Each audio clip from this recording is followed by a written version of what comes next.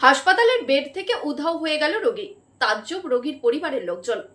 হাসপাতাল কর্তৃপক্ষের গাফিলতির অভিযোগ তুলে স্থানীয় থানায় লিখিতভাবে অভিযোগ দায়ের ওই রোগীর পরিবারের। কোথায় ঘটেছে এমন ঘটনা দেখুন। হ্যাঁ, হাসপাতালের বেড থেকেই উধাও হয়ে গেলেন রোগী। এমনই তাজ্জব ঘটনা ঘটেছে পূর্ব মেদিনীপুর জেলার তাম্রলিপ্ত মেডিকেল কলেজ ও হাসপাতালে। 20 নম্বর মহিলা বেড থেকে রোগী উধাও হয়ে যায়। আর এই ঘটনাকে ঘিরেই চাঞ্চল্য ছড়িয়ে পড়ে গোটা হাসপাতাল চত্বরে। চিন্তায় তার পরিবারের লোকজন। হাসপাতালের বেড থেকে নিখোঁজ হওয়া রোগীর নাম বাসন্তী রায়, স্বামীর নাম মাখন রায়, নন্দকুমার ব্লকের বড়গোদা এলাকার বাসিন্দা। গত 26শে জুন 2024 বুধবার বিকেলে বাসন্তী রায় বাড়িতে থাকাকালীন তার শ্বাসকষ্ট দেখা দেয়।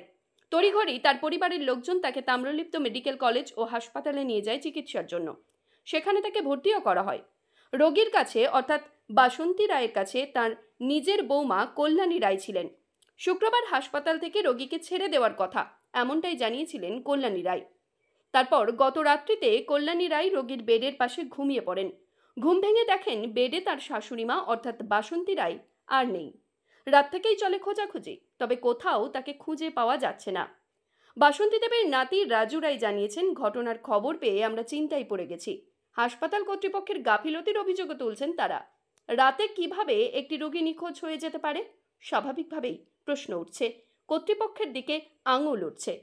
এই ঘটনায় লিখিতভাবে অভিযোগও দায়ের করেছেন নিখোঁজের পরিবারের লোকজন।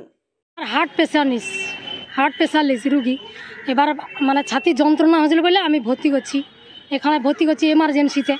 তখন হার্টের আমার স্যার এসে বলে যে তুমি কি ছবি টবি করছো? আমি বলি না, ছবি করিনি। হচ্ছে যা বলে তাহলে ছবি করতে হবে বলে এই কালকে বিকালে ছবি হচ্ছে, বুধবার 10টার দিকে ভর্তি হচ্ছে। এবার বৃহস্পতিবার কালকে গেছে, কালকে বিকালে ছবি হচ্ছে। এবার হচ্ছে যে আজকে ছবিটা দেখবে স্যার, দেখিয়া ছুটি দিবে কি করবে সেটা স্যার বললে তো আমি ছুটি করব।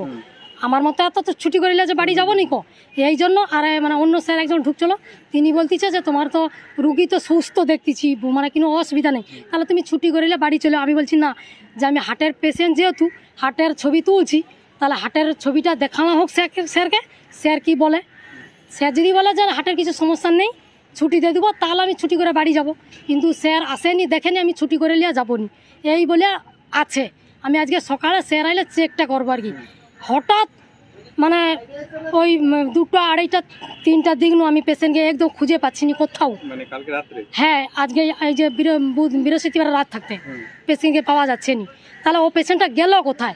উনি তো একবারে সুস্থ মানুষ, যে হাঁটাচড়া করে উনি বেরিয়ে দৌড়ে ছুটে যেতে পারবে, তাও যেতে পারবে না। যে রাত ছিল উনি একবারে যেতেই পারবেন। উনি তো কোথাও গলি কোথাও চিনেনি, যে অত দূর রাস্তা উনি চলাফেরাও ভিতর থাকতেও কোথাও বেড়াইতে পারবেন। আমার দুঃসম্ভব ওরা কিছু করিয়া আমার রুগীটাকে মেরে দিচ্ছে ওরা। না হলে এত সময় যদি পেশেন্ট আমার জীবিত থাকতো, যেখানেও বেরিয়ে আসতো, মাথা ঘুরিয়া যদিও পড়ে যায়, তারপরে তো যারা আছে সাইডে তারা তো বলতো যে এই পেটা কার পেশেন্ট। এত সময় আজ 5-6 ঘন্টা হতে যায়, কোথাও কোনো রুমে যদি না থাকে, তাহলে পেশেন্টটা কোথায় গেল? একবার কি হাফিজ হয়ে গেল জীবিত মানুষটা? জানিয়েছি, ওরা বলতেছে, শুধু বলতেছে তোমরা খোঁজাখুঁজি করো। এই মানে 2:30 3টা খোঁজাখুঁজি করতেছি, তাহলে আর কোথাও খুঁজে আমার বাকি নেই। তাহলে কোথাও যেহেতু নেই, তাহলে ওরা তাহলে আমাকে বলতেছে তুমি করো, ওই সিসির ক্যামেরায় করো। কোথাও যদি বেরায় সিসির ক্যামেরা বলতেছে আমি 10টা ছাড়া সিসির ক্যামেরা খুলবেনি।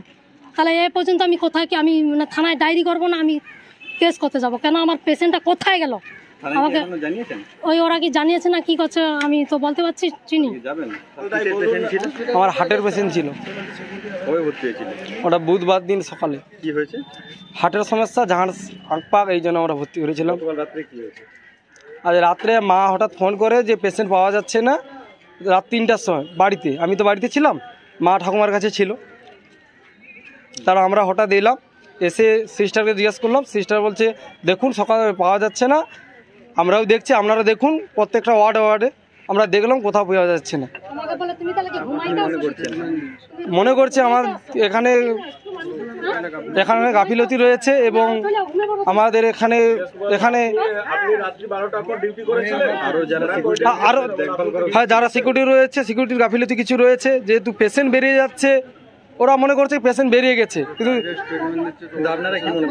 আমরা মনে করছি যে আমাদের রুগীকে কিছু একটা ওরা কিছু করে দিয়েছে। হাসপাতাল কর্তৃপক্ষকে জানিয়েছিলেন? হ্যাঁ জানিয়েছিলাম, কি বলেছে? ওরা কোনো স্টেপ নিচ্ছে না। ওরা বলছে সেখানে যান, ওখানে যান, খুঁজো। আমরা কোথায় খুঁজবো? আমাদেরকে বলছে আপনারা খুঁজুন। হসপিটালের সুপার বলছে সুপার 10টার কমে আসবে না, 10টা এলে যা হওয়ার হবে। ব্যুরো রিপোর্ট, সংবাদ আজকে নিউজ।